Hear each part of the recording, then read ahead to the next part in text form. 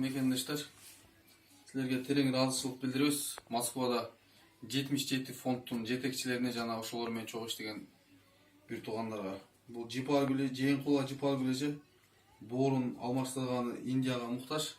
Азыр ошолор бизге таш көмүргө кайдыгер карабастан 11.500 сом салып жүргөн экен.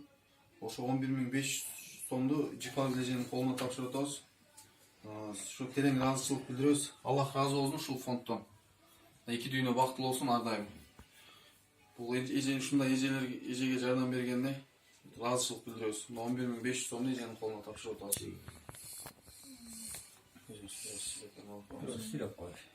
Рахмат 77 фондуна ошону ургандарга жардам бергениңерге Алла ыраазы болсун. Şu talada işlerine de yürüttü bolsun. Aman esen жүргүлө. Ошо келип аткан жыл жакшы жылдардан болсун.